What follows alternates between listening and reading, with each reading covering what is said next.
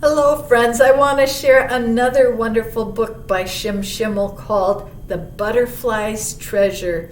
You know, our monarch butterflies that we see on the cover here are in extreme danger in our planet, and they're on the verge of extinction. Do we want to live in a world without butterflies? Our beautiful butterflies need our help, as do all kinds of different plants and animals all over the planet.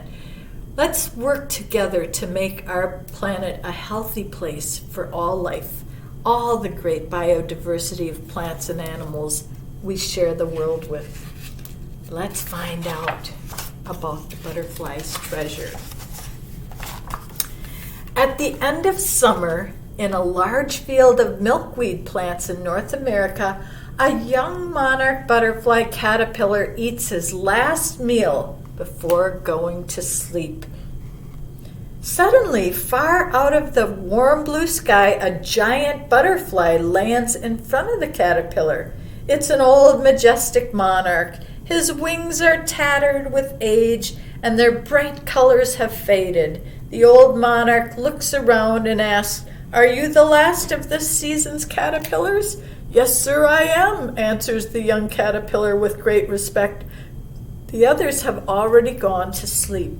And I am the last of last year's butterflies," sighs the old monarch. "For 12 months I have flown around the world searching for treasure, young caterpillar." "Treasure? I did not know there was treasure." "Treasure beyond belief," said the old monarch. "I have seen it with my own eyes and touched it with my own wings." "Where is your treasure, old monarch? Will you show it to me?" "I will show it to you, young caterpillar, but first let me tell you where I have flown and what I have seen. After waking up and drying my wings, I flew north. Soon the flat grassy plains turned into giant forested mountains. While flying through the forest, I saw for the first time large, powerful animals called bears. I flew farther and farther north, leaving behind the mountains and forests. Now there was only ice and snow, and the winds blew cold. There were bears here, too, giant white polar bears. Sometimes I would warm my wings in the steamy breath from their noses. I found beautiful little harp seal pups rolling on the frozen ground. They were very young, like you, young caterpillar. Soon, though, they would shed their thick white fur to become adult seals. This part of the world was beautiful, but too cold for a monarch butterfly, so I flew south for many weeks to a continent called Africa. I was tired from my travels and landed on a small hill to rest. The hill began to walk. I had landed on an elephant. This was where the king of the beasts lived, called lions. One time I flew too close to the lion cubs. They chased me around and swatted at me with their large paws, and I barely made my escape. Later that evening, I flew as I flew past, I heard the father lion talking to his youngest cub. He was telling him about the treasure. One day I was flying through thick African jungles when I realized I was being watched. It was a gorilla. He looked huge and fierce, but he was really quite friendly and only wanted to keep munching on his leaves like you, young caterpillar. After several weeks in Africa, I flew to Asia to see the tigers I had heard about. Did you know you look like a tiger, young caterpillar? They have black stripes too.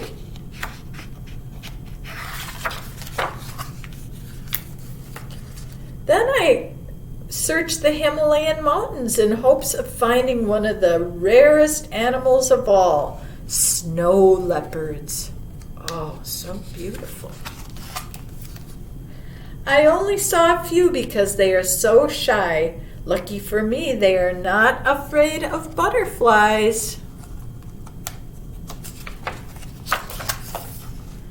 I waited to see the bottom of the world, so I flew fearlessly all the way to Antarctica.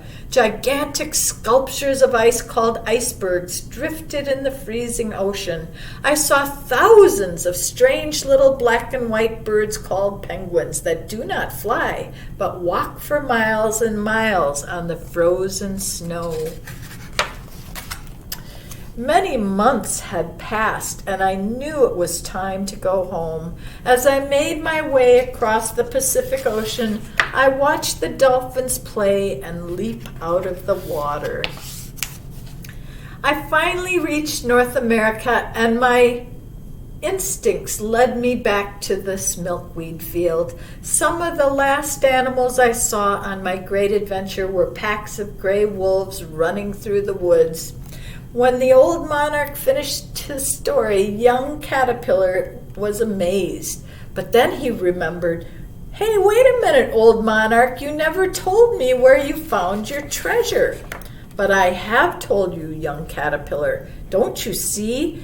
The entire world is your treasure, and all of its living creatures are its jewels."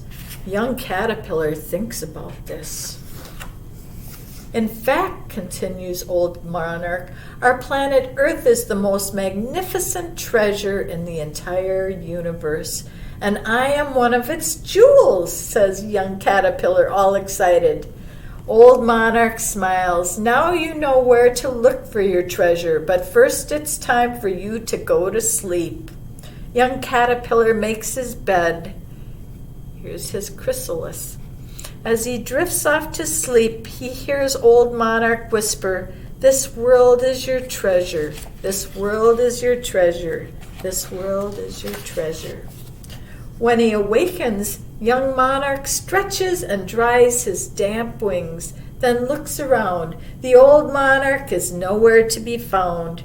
Young monarch spreads wide his magnificent, brilliantly colored new set of wings. He begins to beat them slowly at first, then faster and faster. He lifts up into the deep blue sky, a dazzling jewel in the treasure of Earth. Our beautiful Mother Earth is a treasure filled with all kinds of jewels in the form of plants and animals, habitats that create homes for such incredible biodiversity of life. Let's work together to save our beautiful planet. Let's learn how we can help Mother Earth heal as we join together and use our gifts and talents to restore her beautiful body for all to live on and enjoy the treasures of life.